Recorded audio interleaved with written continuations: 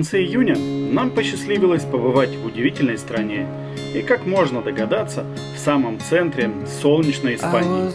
Неподалеку от Мадрида, где мы остановились, находится небольшой городок подножья гор Сан-Лоренцо-де-эль-Эскориал, в котором расположен уникальный монастырь Эскориал, куда мы и отправились. Всего лишь час езды на машине, и вы попадаете в тенистый городок с узенькими улочками испанского стиля. История Эскориала начинается 10 августа 1557 года, когда армии Филиппа II разбили французов в битве у Сент-Кантена во Фландрии. Дворцовый комплекс должен был олицетворять силу испанской монархии и испанского оружия, напоминая о победах испанцев. Постепенно же планы разрастались, ровно как и значимость сооружения. В нем было решено воплотить заветы Карла V и создать династический пантеон, а также объединить монастырь с королевским дворцом. Первый же камень был заложен в 1563 году. Строительство монастыря продолжалось 21 год, а главным архитектором проекта был ученик самого Микеланджело. Эскориал блестяще воплотил заложенные в нем идеи.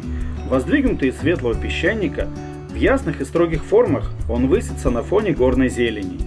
Удивительно соответствие формы каждого из сооружений своему назначению. Простота королевских покоев, светлый и высокий интерьер церкви, легкий строй аркад библиотеки, а также мрачное великолепие усыпальницы.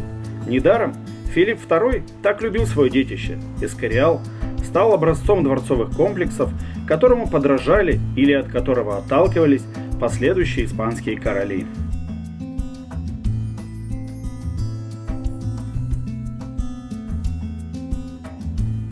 Главный же собор монастыря привлекает внимание росписью потолка и чудесными фресками.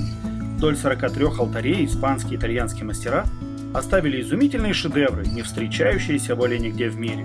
Например, главный заалтарный образ спроектировал архитектор Эскориала Хуан де Эррера. Здесь, между колонн из яшмы и мрамора, находятся картины из сцен жизни Христа, Девы Марии и святых.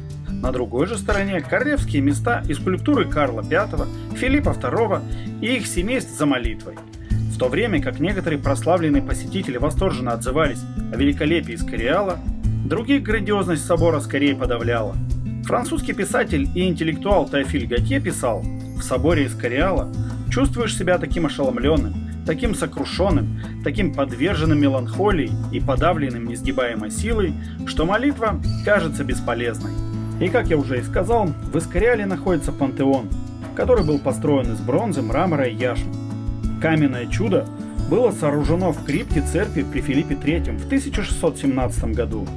Из этических соображений я не снимал в этом грандиозном и скорбном месте. Сегодня здесь покоится прах практически всех королей и королев Испании, начиная с Карла V. А напоследок я хотел бы сказать, что настоятельно рекомендую посетить этот дворец и проникнуться историей испанских королей и великолепной архитектурой величественного дворца.